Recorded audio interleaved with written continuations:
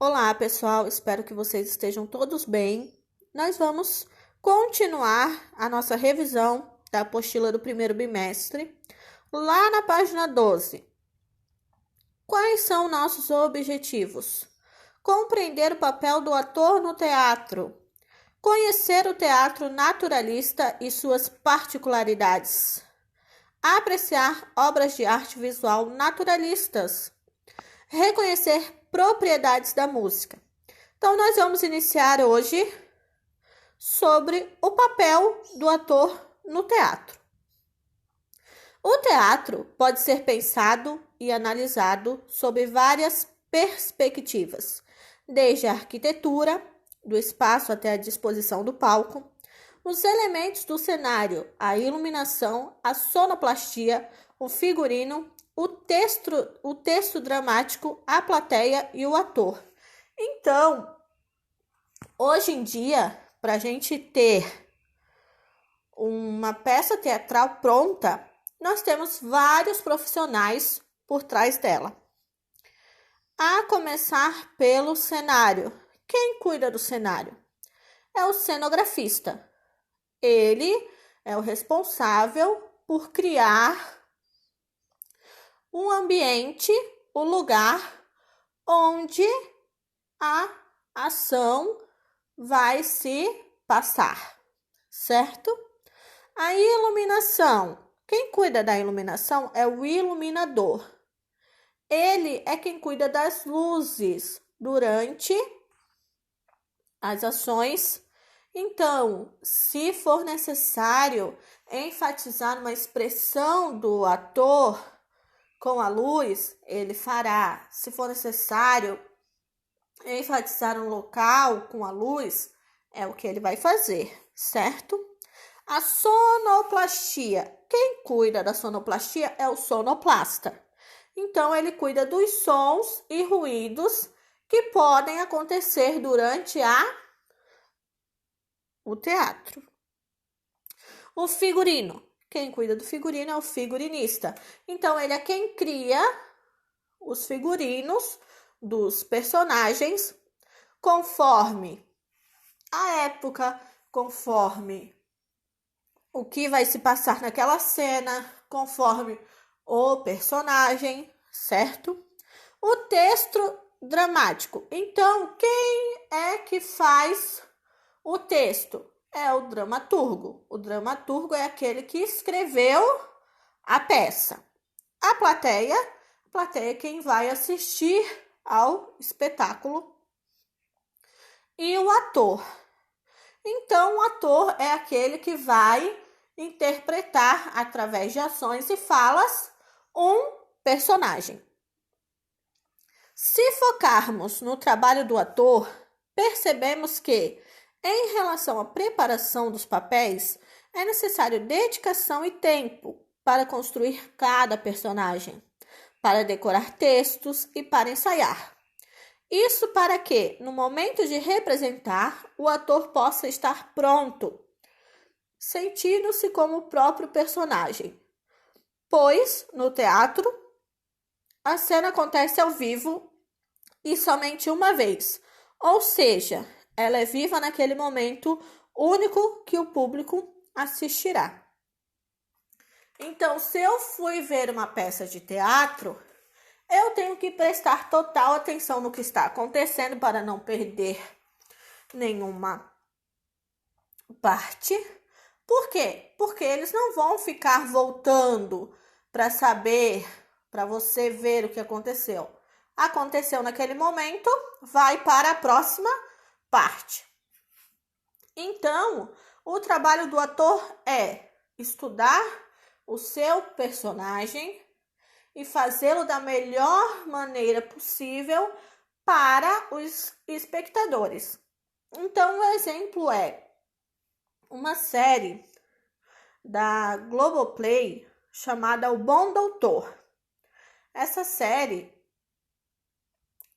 o protagonista é um médico, o nome dele é Sean Murphy, e ele não é um médico comum, ele é um médico autista.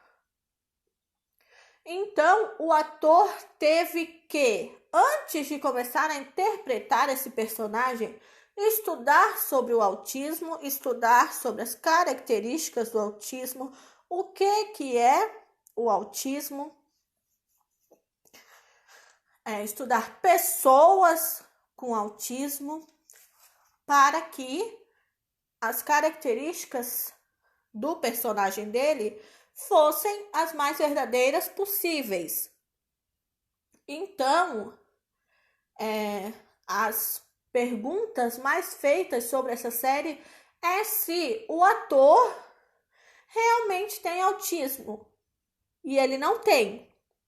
Então, imaginem a veracidade dessa interpretação para que as pessoas realmente acreditem que aquele médico é autista.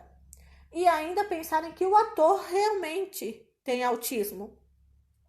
Então, fora todas as ações e falas e textos que ele teve que decorar, que ele teve que ensaiar e teve que produzir, ainda teve que estudar toda uma característica para interpretar o personagem, certo? O ator deve dedicar total atenção ao processo de construção de seu personagem para, assim, construir a chamada verdade cênica, imprimindo ao personagem representado características que vão desde o modo como esse se comporta, fala e se movimenta, até o modo como expressa emoções e sentimentos. Então, foi o que eu acabei de explicar. É a veracidade que o ator passa para o público diante da sua interpretação, certo? Então, agora nós passamos para a próxima página, página 13. A construção do personagem. Konstantin Stanislavski, 1863 a 1938, foi um diretor e autor russo que escreveu um dos mais importantes métodos de criação de personagens e de preparação de atores. Seu sistema de atuação pressupõe que o ator construa uma história de vida para seus personagens e que a interprete com a máxima veracidade para que o público acredite na história. Seu método é estudado por atores até os dias de hoje. Então, Konstantin, ele criou um método para que a interpretação dos atores fosse a mais verídica possível, certo? Acrescentem toda uma série de contingências baseadas em sua própria experiência de vida e verão como lhes será fácil crer na possibilidade do que terão que fazer em cena.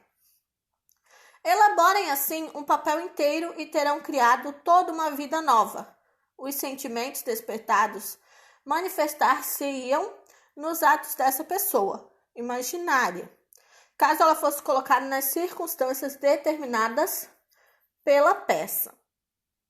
Então, quanto mais o ator sabe sobre aquele personagem, melhor ficará a sua interpretação. O método criado por Stanislavski de preparação do ator e criação do personagem envolve aspectos muito elaborados como circunstâncias prévias, análise do que ocorreu antes de o personagem entrar em cena. O ator deve, por meio de informações fornecidas pelo dramaturgo, aprofundar o entendimento do texto dramático, tendo em vista tudo o que possa ser coletado para servir de referência para a composição do personagem, inclusive aspectos externos ao mundo do qual esse personagem faz parte, bem como os seus relacionamentos com outros personagens. Então, é a análise do ator sobre o personagem. O mágico se. O ator se coloca no lugar do personagem, tentando sempre imaginar o que ele faria se.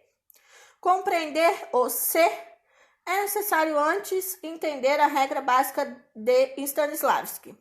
segundo o qual toda ação no teatro deve ser lógica, o que significa ter uma justificativa interna, real e coerente.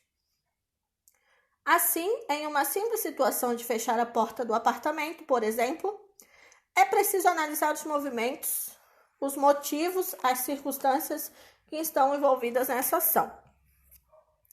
Então, tomemos o fato de fechar ou abrir a porta.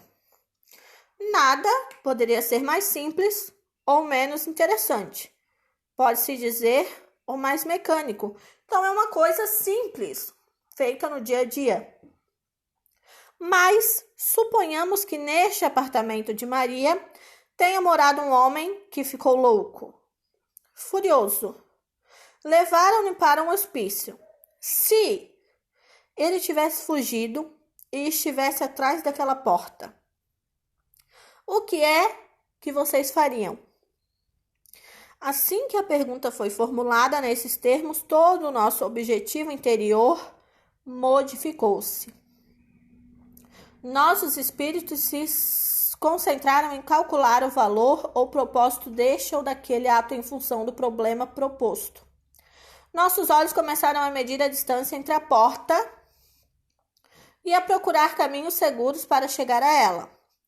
Examinavam o ambiente em busca de saída, caso o louco arrombasse a porta.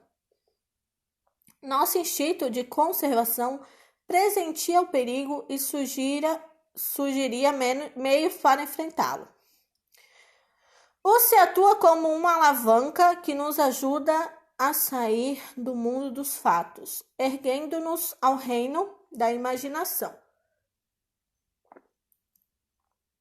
Então, imaginem que o simples fato de abrir uma porta começa a pensar o que poderia acontecer que não é normal, certo? Eu vou abrir a porta e vai ter um louco que morava antes de mim no apartamento que fugiu do hospício. Então, imaginem, é um e se bem enfatizado, certo? Memória afetiva emocional. Trata-se de um recurso de interpretação em que o ator recria uma emoção necessária ao personagem para uma cena. Por exemplo, se o personagem estivesse vivendo um momento de dor em consequência de uma perda, o ator deveria lembrar-se de alguma situação de sua vida real em que tenha experimentado uma emoção semelhante. Isto é, o ator busca no seu passado detalhes de situações que tenham afetado suas emoções. Ou seja, o ator vai ter que representar uma cena em que ele já viveu algo parecido na vida real. Ele pode lembrar das emoções que ele sentiu quando aquilo aconteceu realmente com ele, para ajudá-lo a interpretar, certo? Então, qual que é a atividade de vocês essa semana? Vocês vão criar um personagem. Esse personagem tem que ter um nome, certo? Então, vocês têm que pensar no nome, tem que pensar se ele tem um trabalho, tem que pensar qual é esse trabalho, qual é a época que esse personagem vive, pode ser hoje em dia, pode ser no século passado, certo? Vocês têm que pensar onde esse personagem vive, se ele é daqui do Brasil, se ele é do Sul, se ele é do Nordeste, certo? Depois de pensar nas características do personagem, vocês vão escrever a história desse personagem. Não precisa ser algo muito extenso, tá? Então, vocês vão escrever lá no caderno de vocês a história e o nome do personagem que vocês vão criar. E vão escrever a história desse personagem, certo? Então, qualquer dúvida, a prof está à disposição e até semana que vem.